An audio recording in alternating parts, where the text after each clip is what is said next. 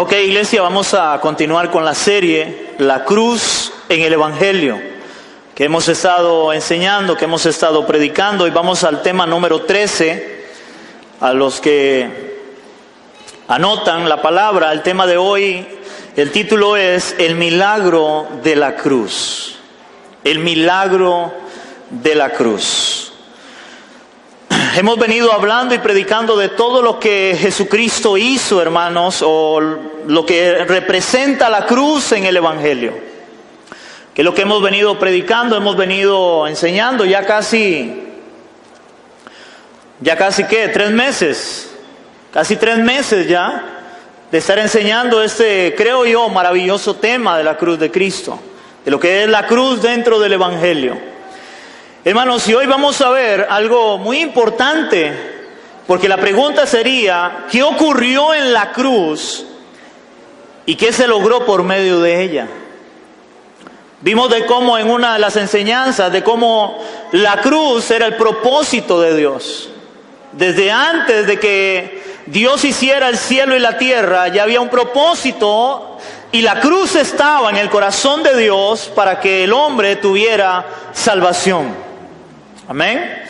Recuerden, hermanos, que una de las cosas que sucedió en el Edén, en la caída, es que el hombre, después de que tiene una relación personal con Dios, de cómo Adán y Eva hablaban con Dios, conversaban con Dios, después de que ellos desobedecen a Dios y viene lo que se conoce como la caída y entra el pecado en el hombre, en la humanidad, de ahí en adelante se rompe la relación de Dios con el hombre. Y de ahí en adelante lo único que el hombre tiene ahora a causa de su pecado, lo que él merece es ¿qué? La condenación eterna. Y por eso dice la Biblia que todos hemos pecado delante de Dios. Así que como todos hemos pecado delante de Dios, prácticamente todo el mundo merece la condenación eterna por su pecado. Amén.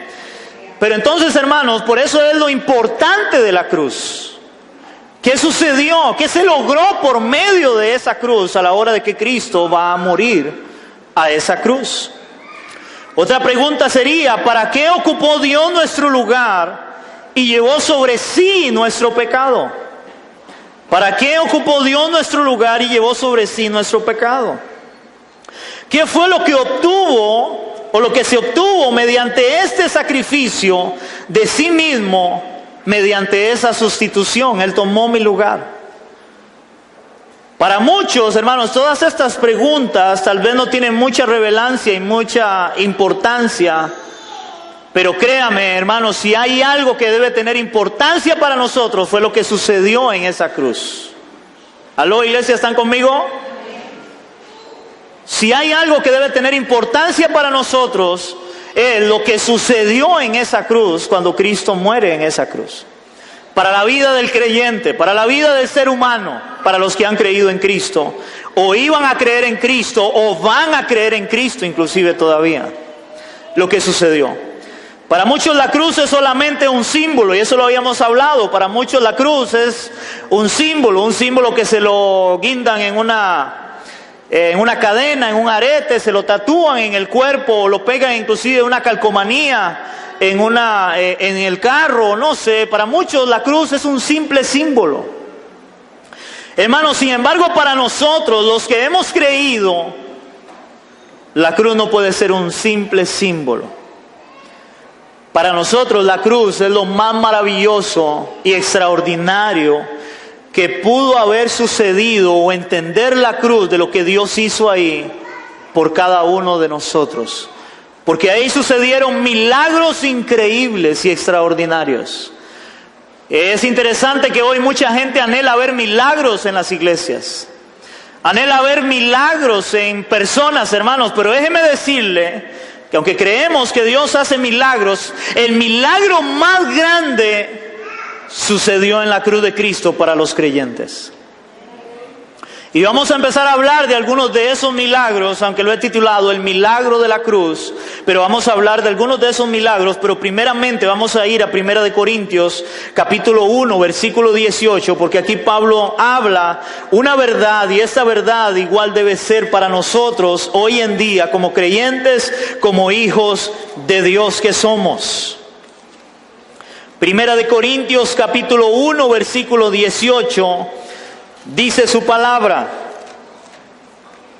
En 1 Corintios capítulo 1 versículo 18 dice Pablo: porque la palabra de la cruz es locura para los que se pierden, pero a los que se salvan. Hermanos, ¿cuántos creemos que somos salvos en este lugar? Oiga esto: pero a los que se salvan, dice la palabra, pero a los que se salvan, esto es a nosotros, es poder de Dios. Wow, para el mundo es una locura la cruz, pero para nosotros los que nos salvamos, los que hemos creído en Cristo, hermanos, es poder de Dios. Wow, muchos anhelan tener poder de Dios. Ahí está el poder de Dios en esa cruz, en lo que Él hizo por mí, en lo que Él hizo por nosotros, en esa cruz, hermanos. Y vamos a ver algunos de los milagros que sucedieron en la cruz del Calvario con la muerte y resurrección de Cristo. Ya que nosotros como cristianos no debemos pasar por alto esos milagros que transformaron, oiga esto, nuestras vidas para siempre. Hermanos, una vez que venimos a Cristo en el milagro de la cruz, eso transforma nuestras vidas para siempre, aún para la eternidad. Aún para la eternidad. Porque en esa cruz está la vida o la muerte. Vida eterna a los que han creído, pero también condenación eterna para los que no han creído en esa cruz, a lo que sucedió en esa cruz. Amén. Ok, vamos a empezar a ver esto. Y el primer milagro que sucede en esa cruz, hermanos, que es un milagro sobrenatural, cuando Cristo muere, es que Él nos dio vida. Él nos dio vida. Oigan esto, Él nos dio vida.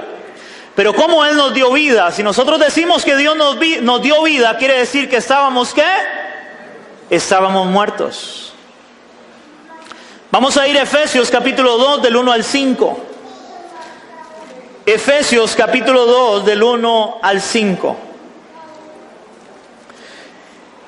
Hermanos, es interesante porque nosotros, una persona sin Cristo, podríamos decirle que es un muerto caminando. ¿Algunos han visto películas de zombies? ¿Han visto películas de zombies? ¿Han visto cómo los muertos andan caminando? Hermanos, aunque está muy lejos de una película, pero realmente una persona sin Cristo, aunque él no lo sepa, aunque él no lo entienda, pero él está muerto caminando. Porque él no entiende que él está muerto. Pero la palabra de Dios es la única verdad para nosotros y es lo que debemos de creer. Y todos nosotros estábamos igualmente muertos. Oiga lo que dice la palabra en Efesios capítulo 2, versículos del 1 al 5. Oiga cómo empieza Pablo y él dice, y él, ese él está tildado porque se está refiriendo ¿a quién? Se está refiriendo a Cristo, se está refiriendo a Dios. Y dice Pablo, y Él os dio ¿qué? Os dio vida cuando estabais, oiga la palabra y lo pone en tiempo pasado. Cuando estabais, ¿qué dice? Estabais muertos en vuestros delitos y pecados. Hermanos, en este primer versículo viene uno de los milagros más extraordinarios. Él nos dio vida cuando estábamos muertos, iglesia.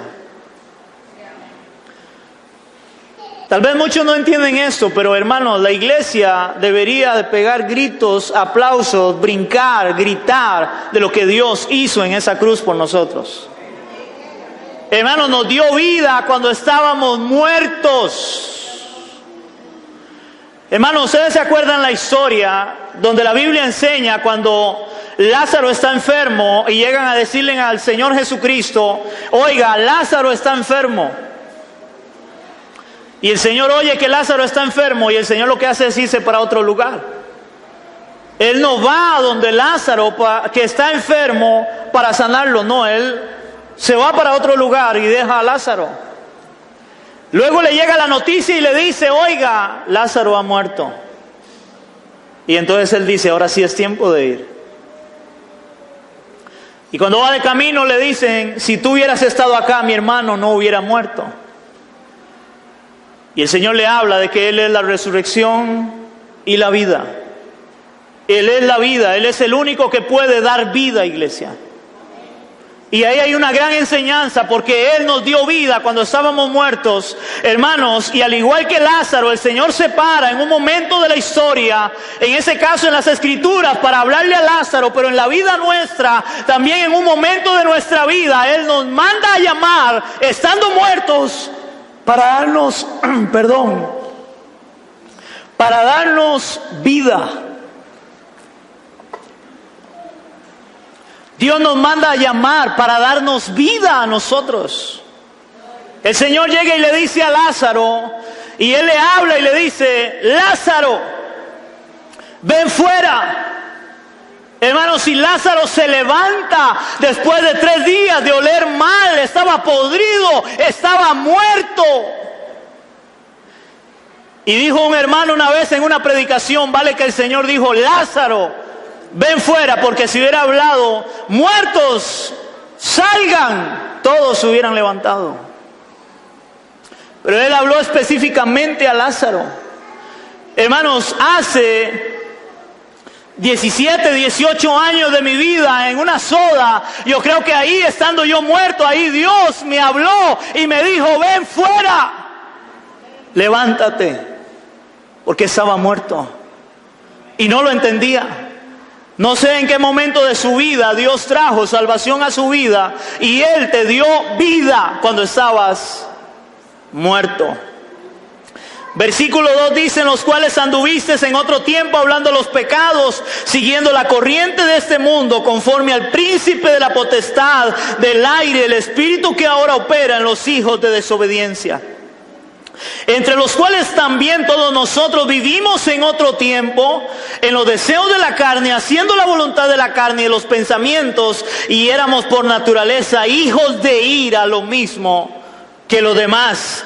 Versículo 4, pero Dios, que es rico en misericordia, por su gran amor con que nos amó, aún estando nosotros muertos en pecados, otra vez, nos dio vida juntamente con Cristo. Por gracia sois salvos. ¿Por qué por gracia, hermanos? Porque un muerto no puede tener vida por sí solo. Si Cristo no le resucita o le da vida, nunca va a tener vida.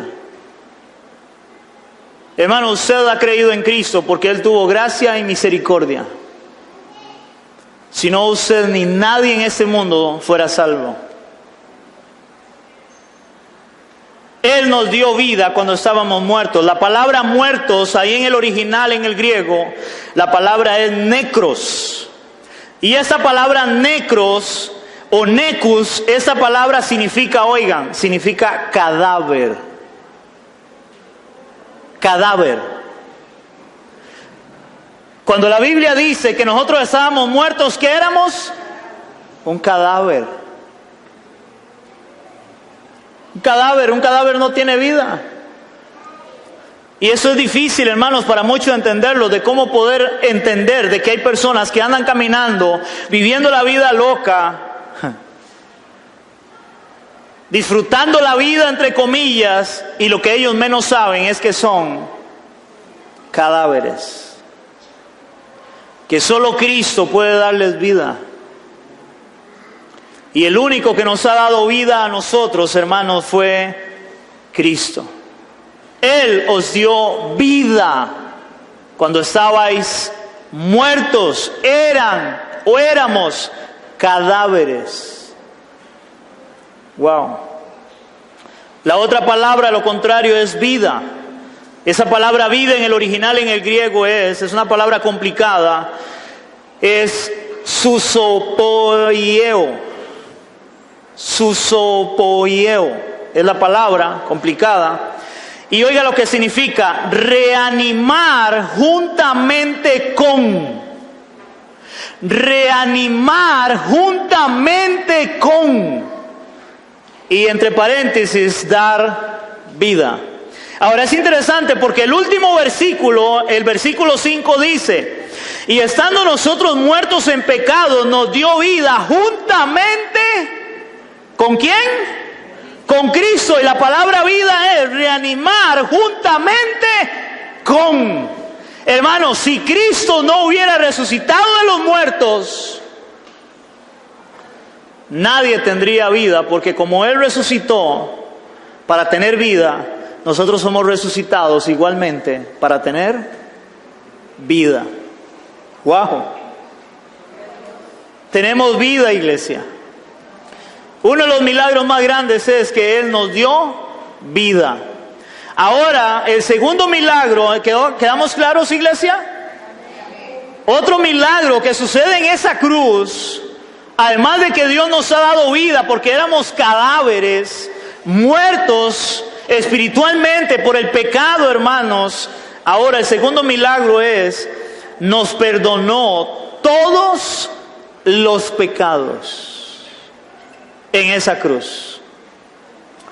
Otro milagro extraordinario que sucede en la cruz de Cristo, hermanos, es que nosotros fuimos perdonados. Pero ojo, de algunos pecados. No de algunos pecados. Fuimos perdonados de todos los pecados.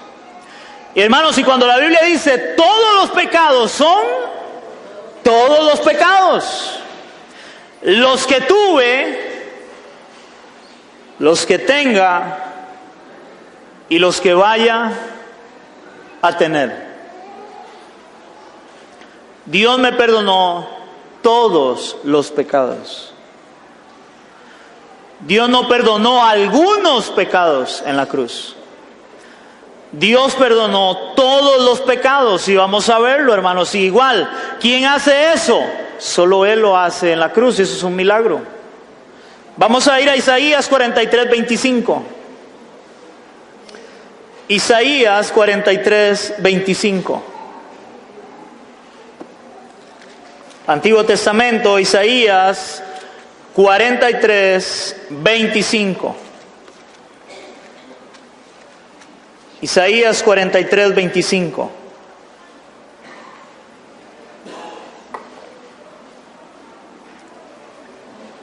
¿Alguien aquí conoce lo que es un borrador en una pizarra? ¿Qué hace un borrador en una pizarra? Quita todo lo que hay y queda nuevamente la pizarra en blanco. Hoy las pizarras acrílicas, usted le escribe algo, cualquier cosa, ya está manchada, ¿verdad? Pero cuando usted le pasa el borrador, queda otra vez blanca. Ok, vea lo que dice la palabra en Isaías 43:25, dice su palabra. Yo, está hablando Dios, yo soy el que borro. Yo soy el que borro tus rebeliones por amor de mí mismo. Oigan, iglesia, vamos a hacer un paréntesis ahí. ¿Por qué por amor a Él mismo, hermanos? Por amor a Él mismo, es por eso que somos salvos por gracia y por misericordia, porque Él quiso hacerlo. Porque todos hemos pecado, y por cuanto todos hemos pecado, dice la palabra, estamos destituidos de la gloria de Dios. Nadie merece la salvación, nadie merece ser salvo. Pero Dios en su misericordia envía a su Hijo a morir en esa cruz, que era el propósito eterno de Él. Y Él dice acá: yo borro tus rebeliones, pero por amor de mí mismo. Porque yo quiero hacerlo. Porque muchas veces la iglesia no entiende gracia y misericordia. Y es porque nadie merece la salvación. Nadie merece la salvación. Pero Él nos da la salvación por gracia y misericordia. Para los que anotan, y lo estamos viendo en escuela bíblica, inclusive este tema. Hermanos, gracia es recibir lo que no merezco. Gracia es recibir lo que no merezco. ¿Qué significa recibir lo que no merezco? Recibir la salvación que nadie merece. Eso es gracia. Por amor de mí mismo, dice Él. Y la otra palabra que es parecida, pero no es igual, es misericordia. Y misericordia es no recibir lo que merezco. No recibir lo que merezco. ¿Y qué es lo que no recibimos? Que merecíamos. La condenación eterna, el infierno. Gracia es recibir lo que no merezco, y misericordia no recibir lo que merezco. Somos salvos por gracia y misericordia, y hay un milagro extraordinario hecho en la cruz del Calvario. Y por eso dice el Señor en este pasaje: yo soy el que borro tus rebeliones por amor de mí mismo, y no me acordaré de tus pecados. Wow. Hermanos, nosotros cuando alguien nos hace algo, ¿cómo cuesta que se nos olvide, verdad? Más las mujeres. Usted llega y le hizo algo a su novia. Tenían 1 o 2 años de noviar y le hizo algo. Y tuvieron un problema a punto de separarse. Pero igual ahí la conquistó y vino la reconciliación. Al final se casaron. Y 10 años después de casados tienen un problema y era parecido y se lo saca. Como el primer día, hermanos. ¿O no, mujeres? Y uno, ¿cómo será cierto? Ya se nos olvidó. Hermanos, bendito sea nuestro Dios que no es mujer. De que Él es Dios, de que Él es el Señor, y que Él en su gracia y en su misericordia, Él dice: y no me acordaré más de sus pecados, hermanos. Esa es la gracia y la misericordia de Dios para nosotros. Vea lo que dice Colosenses capítulo 2, del 13 al 14, porque si Él borró, hermanos, nuestras rebeliones, nuestro pecado por amor de Él mismo, hermanos, ¿cómo lo hizo? ¿Cómo lo borró? Vea lo que dice Colosenses capítulo 2, versículos del 13 al 14. Colosenses capítulo 2, del 13 al 14, hermanos, nosotros teníamos, o Dios tenía más bien una lista de todo nuestro pecado, de todo lo malo que habíamos hecho. Y vea lo que dice Colosenses capítulo 2, versículos del 13 al 14. ¿Lo tenemos, iglesia? Otra vez, vea cómo vuelve a hablar. Él nos dio vida, fue el primero. Vea lo que dice el 13 y vea cómo llega a cómo Él nos perdonó todos los pecados. Dice la palabra: y a vosotros, estando muertos en pecados, en la incircuncisión de vuestra carne, otra vez os dio vida juntamente con Él, perdonándonos. ¿Cuántos? Todos los pecados. Anulando. Oigan, anulando. ¿Qué significa anular? Era algo que estaba vigente y simplemente se le pone anulado. O sea, ya eso no sirve, eso no vale, ya no existe. Alguien cuando hacen una factura y le hacen algo mal a la factura, le ponen anulado y la factura ya no sirve. Lo que había ahí ya no sirve de nada. anulando el acta de los decretos que habían contra nosotros. Oiga, que nos era ¿qué? Contraria. ¿Por qué nos era contraria, iglesia? Recuerden que nosotros teníamos que cumplir la ley de Dios para ser salvos. Todos tenían que cumplir la ley de Dios. En este caso los 10 mandamientos, más el resto de la ley, pero hablemos de los 10 mandamientos. La única forma en que alguien podía salvarse era cumpliendo la ley de Dios. Vamos a hablar de los 10 mandamientos. Ahora digamos que Dios diga, en un momento, no los voy a juzgar por los 10 mandamientos, solamente por un mandamiento. Solo por un mandamiento. Y ese mandamiento es, no mentirás. ¿Hay alguien aquí que puede llegar un día delante de Dios y decirle, Señor, usted no me puede condenar porque he cumplido? No mentirás. Cuidado, me dice que sí porque está en problemas. Hermanos, todos hemos mentido. El acta era contraria. Todo eso era en contra de nosotros. Pablo dice que lo que era para vida resultó o me trajo muerte. Porque al yo cumplir la ley me iba a poder salvar, pero nadie pudo cumplirla, nadie pudo ser salvo. ¿Quién es el único que la pudo cumplir? Cristo. Dios en forma de hombre.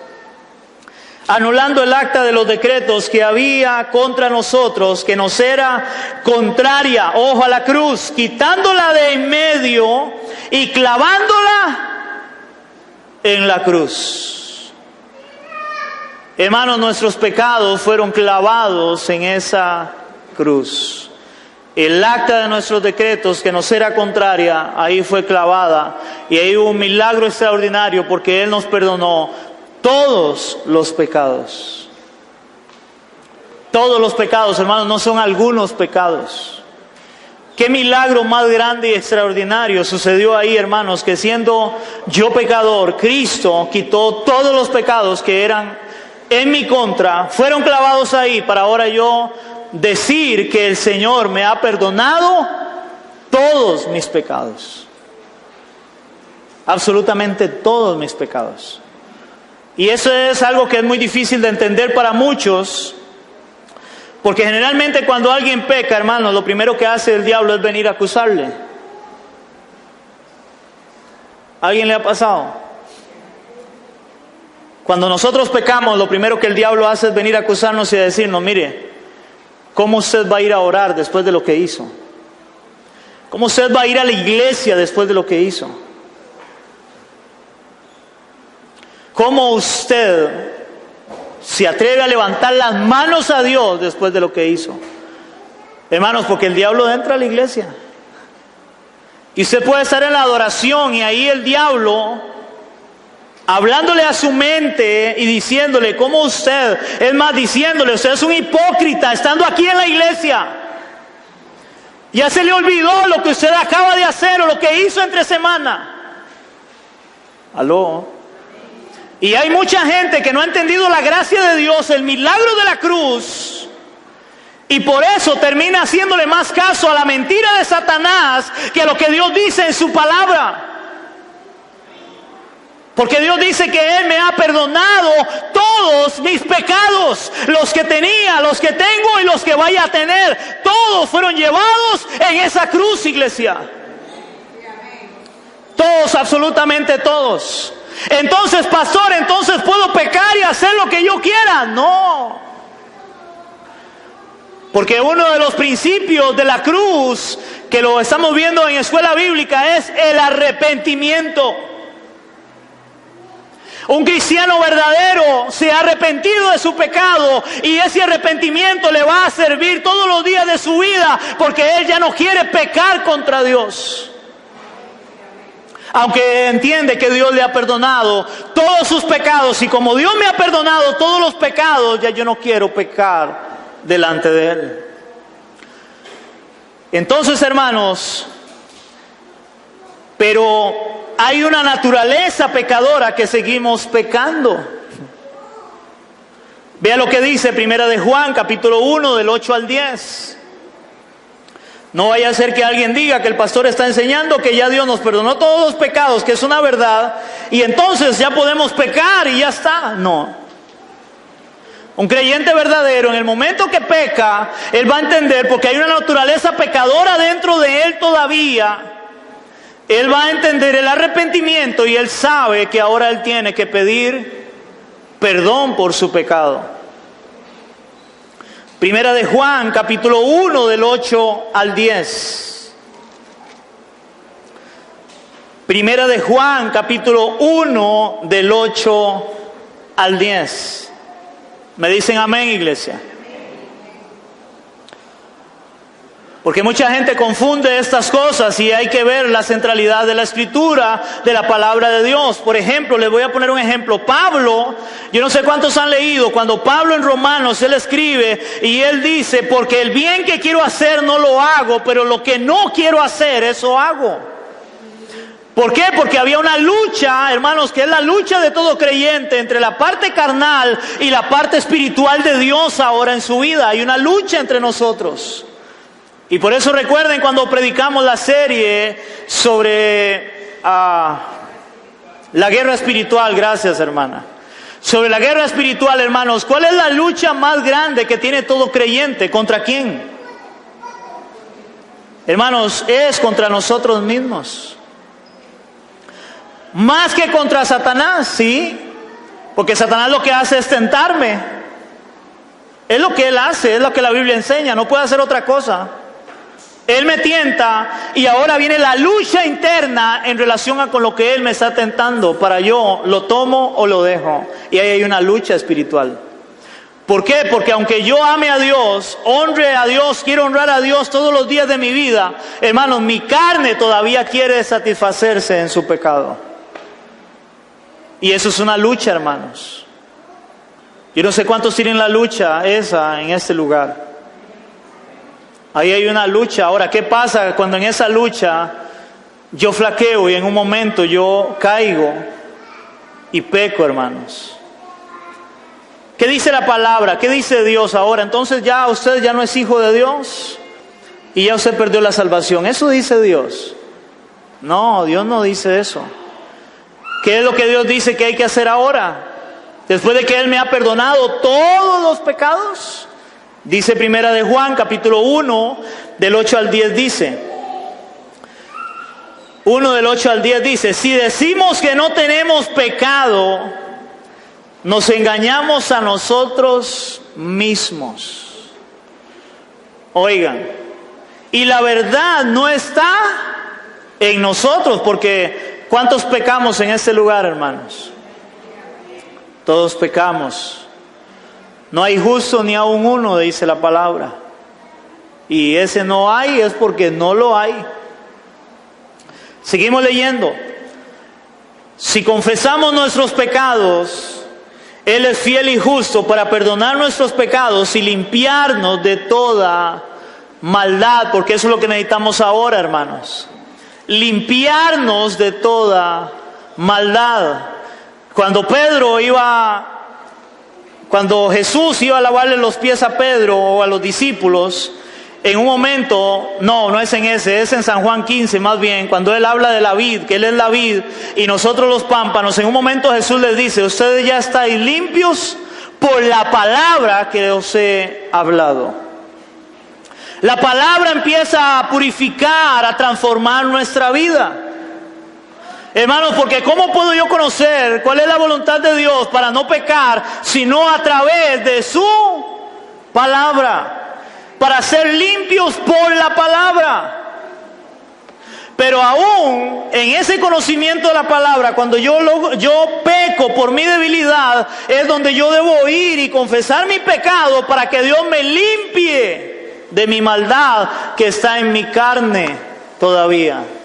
¿Estamos entendiendo, iglesia? Seguimos leyendo. Versículo 10, gracias. Si decimos que no hemos pecado, le hacemos a Él mentiroso, a Dios mentiroso, y su palabra no está en nosotros. Hermanos, ven ahí el equilibrio. Dios nos ha perdonado todos nuestros pecados, pero no significa que no pequemos y que no debamos de pedir perdón a Dios y reconocer nuestro pecado, aunque Él nos ha perdonado todos los pecados. ¿Entendemos eso? Hermanos, ahí tiene que haber un equilibrio, una balanza, porque hay gente que se va solamente a los extremos. Y por eso quiero iniciar una nueva serie, hermanos, en relación a los extremos, porque hay gente que se va a los extremos. Y vamos a buscar la centralidad de lo que Dios enseña en su palabra. Hay extremos, hermanos, y créanme, todos los extremos son peligrosos. Los extremos son peligrosos. Porque si yo enseño solamente de que Dios nos ha perdonado nuestros pecados, y es ahí donde dice Pablo que muchos convierten la gracia en libertinaje. ¿Por qué? Porque si yo le enseño solamente la gracia a la gente, sin entender la otra parte, que realmente pecamos y que somos pecadores y que debemos de pedir perdón, pueden agarrar la gracia para decir, entonces si Dios me ha perdonado, Él hizo todo por mí, entonces pequemos, porque ya me perdonó. Es más, no he pecado cuando ya Dios me perdonó. ¿Cuántos creen eso? No he pecado cuando ya Dios me perdonó el pecado que voy a cometer. Porque Él es Dios y Él es omnisciente, todo lo sabe, Él lo sabe todo. Amén, iglesia. Entonces, uno de los milagros nos dio vida. Segundo milagro que sucedió en esa cruz, Él nos perdonó, ¿cuántos? Todos los pecados, iglesia. Todos los pecados fueron perdonados en la cruz. Hermanos, nosotros tenemos, ¿cómo le diría eso? Si hay algo por lo cual, como dijo Pablo, si hay algo en lo cual me gloriaré, es en la cruz de Cristo. Si hay algo en lo cual deberíamos de gloriarnos, hermanos, es en la cruz de Cristo. ¿Por qué? Porque en esa cruz el Señor me perdonó todos mis pecados. Y yo no sé cuántos de ustedes lo entienden, hermanos, pero yo sí lo entiendo y por fe lo he abrazado, y yo sé que el día en que yo muera, yo soy salvo, y el día que llegue delante del Señor, no va a haber pecado en el cual pueda condenarme. Por eso la palabra dice, ¿quién acusará a los escogidos de Dios? ¿Quién condenará a los escogidos de Dios? ¿Quién? Nadie, porque el Satanás, el día que llegue ahí, en ese tribunal, que va a ser el adversario, que va a ser el que va a condenar, el juez que va a decir, este merece el infierno porque ha pecado, en ese caso es ¿dónde están las pruebas? Porque ya no hay pecado. ¿Usted se imagina ir, hermano, a un juicio y usted ir con tal seguridad de que usted sabe que usted no va a ser condenado porque ya la deuda fue pagada hace 2000 años en la cruz del Calvario, cuando Él tomó mi lugar para perdonarme todos, absolutamente todos mis pecados, iglesia? ¿Cuánto le damos un aplauso a Él? Aleluya.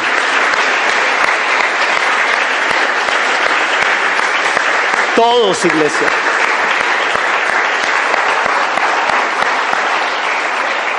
Gloria a Dios. Todos nuestros pecados. Otro milagro que sucede en esa cruz, hermanos, que es hermoso también. Él nos dio vida, nos perdonó todos nuestros pecados, pero ahora también nos reconcilió consigo mismo. Nos reconcilió consigo mismo, o nos reconcilió con Dios en este caso. El milagro de la reconciliación, hermanos. ¿Qué significa el regalo de la reconciliación? Otra vez, recuerde, hermanos, que cuando el hombre peca, cuando Adán y Eva pecan en el paraíso, ¿qué es lo primero que Dios hace después de llamarlos a cuentas por relación a su pecado? ¿Qué es lo que dice la Biblia que Dios hace con ellos? dice que Dios los expulsa a ellos. Los expulsa. Dios no puede tener relación ahora con el hombre porque ahora su pecado le separa de Dios, que es santo. Y entonces ahí se pierde, hermanos, la relación del hombre con Dios y Dios con el hombre, por el pecado que ellos cometen. Porque ustedes saben, hermanos, ¿qué es el pecado? Hermanos, el pecado, en palabras muy sencillas para Dios, es una ofensa a su santidad. Una ofensa a su santidad. Y le voy a poner un ejemplo, hermano.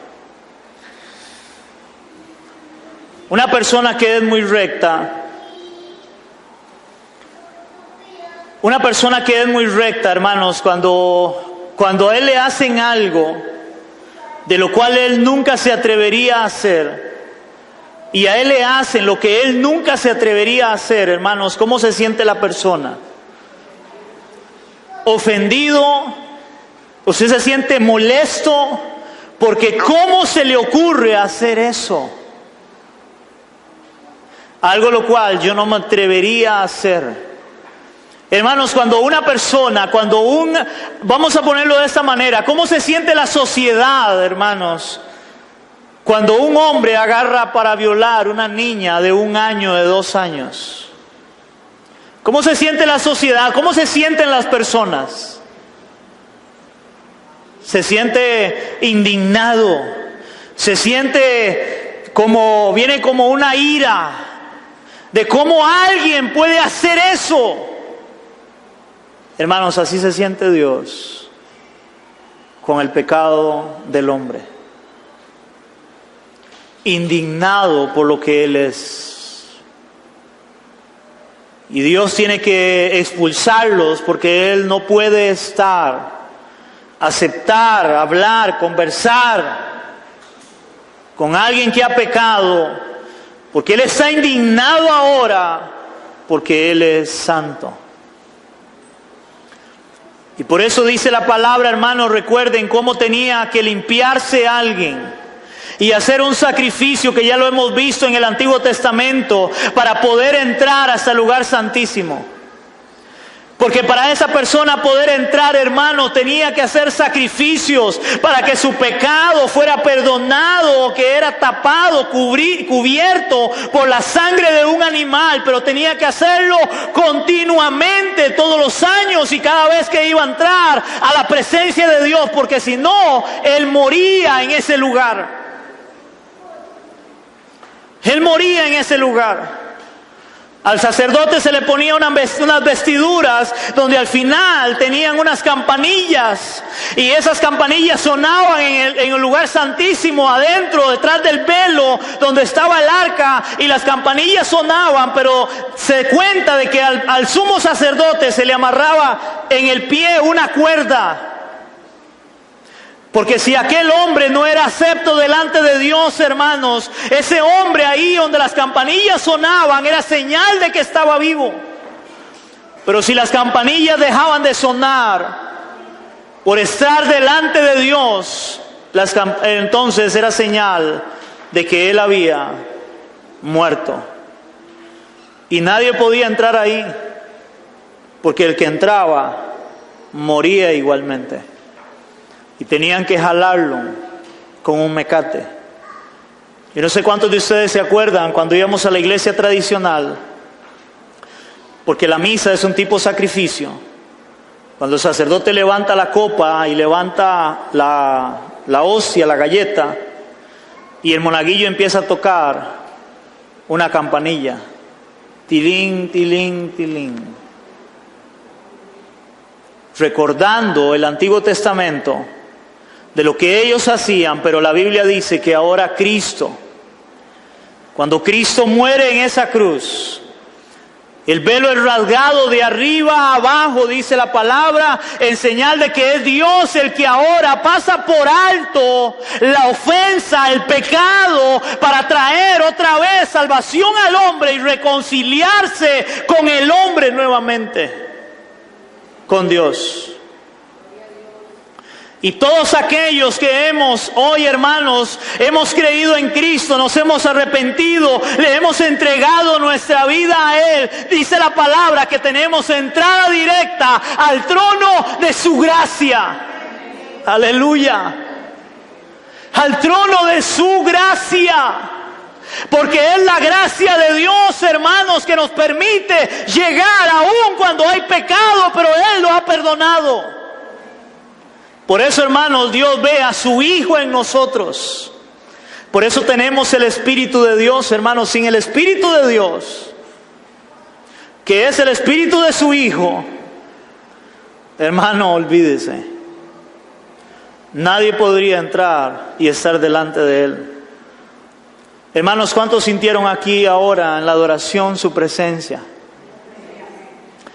Imagínense que si eso fuera como el antiguo pacto, muchas personas caerían muertas. Muchos caerían muertos. Pero hoy no morimos porque su presencia desciende, su presencia manifiesta entre el pueblo.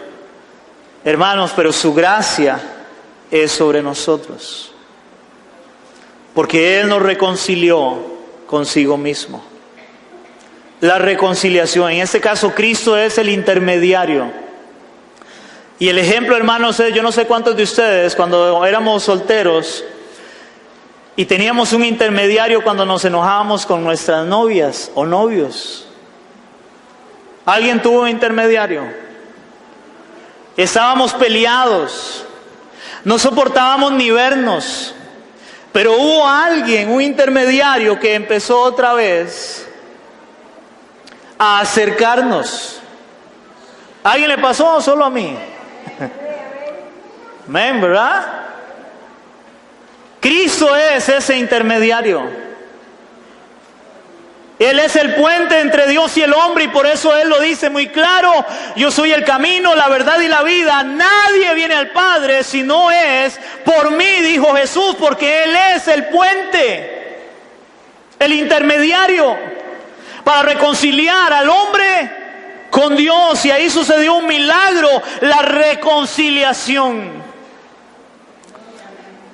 Reconciliación involucra un cambio para bien en la relación entre dos personas, antes distanciadas o enemistadas. Y la Biblia dice que éramos, ¿qué? Enemigos de Dios. Enemigos de Dios, dice la palabra que éramos nosotros.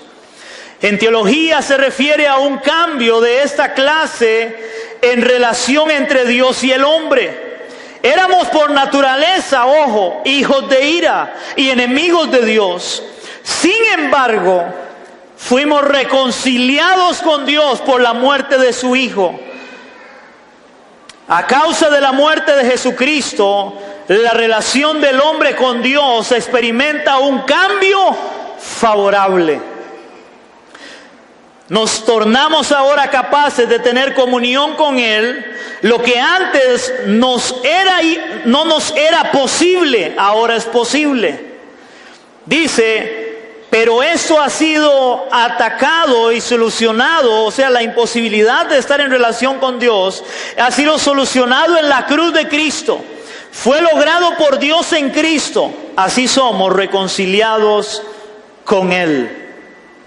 Somos reconciliados con Él a tal punto, hermanos, antes de dar unas citas bíblicas, que dice la palabra que ahora nosotros podemos decir, Abba, Padre. Esa palabra Abba, Padre, es una palabra aramea que significa Padre mío ahora. Porque hemos sido reconciliados con nuestro Dios y podemos decirle, Padre mío. Y ojo que no sé cómo decirlo, esa palabra es una palabra, hermanos, personal. Padre mío, Abba, Padre. Es personal, hermanos, porque cuando cada uno de nosotros hemos sido reconciliados en Cristo, hermanos, con Dios, ahora yo tengo una relación personal con Dios, donde yo soy su hijo y Él se convierte en mi Padre personal. ¿Por qué en Padre personal, hermanos? Porque déjenme decirle esto: Dios no tiene nietos. Dios tiene solamente hijos, y es personal la relación. Porque hay gente que cree que porque yo soy hijo de Dios y yo soy salvo, mis hijos van a ser salvos también. O peor todavía, algunos que creen que porque mi papá o mi mamá tienen una buena relación con Dios, ellos aman a Dios, ahora yo tengo la posibilidad también de que Dios entonces sea también mi Padre. Pero la salvación es personal e individual, hermanos. Dios no tiene nietos. O es hijo de Dios o no es hijo de Dios. Cada uno debe compadecer ante el Señor y dar cuenta de sí y no de otro. Yo sé y estoy seguro por su palabra, y lo he creído y lo he abrazado en fe, de que Dios me perdonó todos mis pecados y que soy salvo por ese sacrificio. Mis hijos tienen que creerlo y abrazarlo también un día, arrepentirse de su pecado. Si no, la salvación no sería para ellos. Por más salvo que yo sea, ¿cuál es mi deber ahora como padre? Orar para que Dios tenga misericordia y Dios se muestre a ellos y el corazón de ellos se incline al Señor. Amén, iglesia. Eso nos toca hacer. Orar para que Dios tenga lo que Él tuvo de mí, gracia y misericordia, y pueda tenerla de mis hijos, y pueda tenerla de mi vecino, y pueda tenerla de mi compañero de trabajo, y pueda tenerlo de mi familiar. Que Dios tenga gracia y misericordia para que se vuelva a Cristo. Amén, iglesia.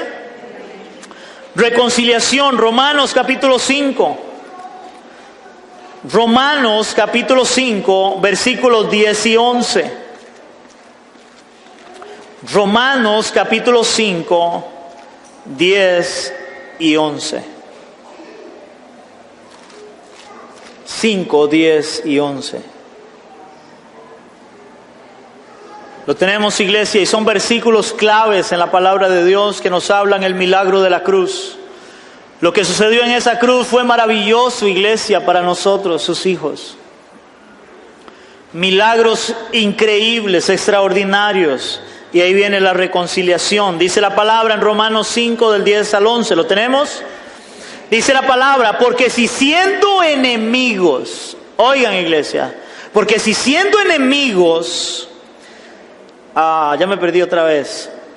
Porque si siendo enemigos fuimos reconciliados con Dios por la muerte de su Hijo, mucho más, estando reconciliados, seremos salvos por su vida. Y no solo esto, sino que también nos gloriamos en Dios por el Señor Jesucristo, por quien hemos recibido ahora la reconciliación. Por quienes hemos recibido ahora la reconciliación, ¿por medio de quién? Por medio de Cristo en esa cruz. Él nos reconcilió con Dios. Vea lo que dice 2 Corintios 5, 18 y 19. 2 Corintios 5, 18 y 19. 2 Corintios capítulo 5, 18 y 19, hermanos. ¿Me dicen amén? Ok, dice la palabra en 2 Corintios 5, 18 y 19. Y todo eso proviene de Dios, quien nos reconcilió consigo mismo. Oigan, quien nos reconcilió consigo mismo por Cristo y nos dio el ministerio de la reconciliación. 19, que Dios estaba en Cristo reconciliando consigo al mundo, no tomándoles en cuenta a los hombres sus pecados, y nos encargó a nosotros la palabra de la reconciliación, hermanos. ¡Wow! Él nos ha reconciliado con Dios ahora, pero nos ha dado el ministerio de la reconciliación. Hermano, hay mucha gente que dice, es que yo quisiera estar en un ministerio. Yo quisiera servirle a Dios en un ministerio. Bueno, todos tenemos un ministerio. Y por ese ministerio Dios se va a pedir cuentas. Porque Dios nos ha dado todo para la gloria de Él. Y nos encargó a nosotros el ministerio ¿de qué? De la reconciliación. ¿Qué significa eso? Ahora usted y yo tenemos el deber de decirle a la gente, Cristo murió por usted en una cruz para que usted tenga salvación otra vez. Tal vez no decírselo tan feo y decirle, es que usted es un cadáver caminando. Sí, porque ahí ya imagínense, ¿verdad? Lo que usted va a hacer es buscar bronca. Pero es una verdad. Pero Dios nos encargó, Dios nos ha dado vida, hermanos, para poder entender la vida de Dios y poder decirle a otro, hermano, usted necesita volverse a Dios. Él murió en la cruz para que fuéramos salvos. Arrepiéntase de su pecado, vuélvase a Él, usted es pecador y necesita la salvación de Cristo. ¿Aló? ¿Por qué? Porque si no todos van a perecer por su pecado. Hermanos, yo no sé cuántos entienden eso que hemos hablado. Yo no sé cuántos de ustedes han oído o han visto a una persona, o qué podría uno pensar de alguien que se pegue el gordo mayor de la Lotería Nacional.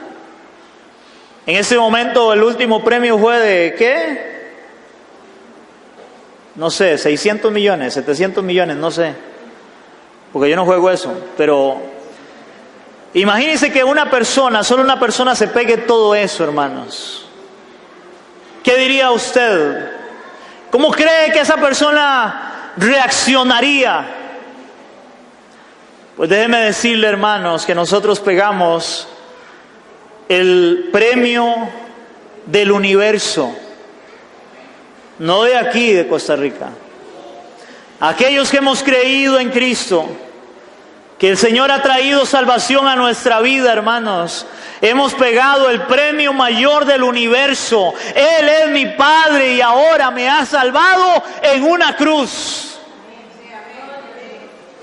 Y por eso debemos, hermanos, de darle gloria, honra, alabanza, exaltación al único que la merece, al que murió, el que tomó mi lugar, el que me dio vida, me perdonó mis pecados y me reconcilió con mi Dios aun cuando yo no quería nada con Él. Wow. Y ahora Él diga que Él es mi Padre y que yo soy su Hijo. Con eso termino. Efesios 2, del 11 al 19, y con eso terminamos. Efesios capítulo 2.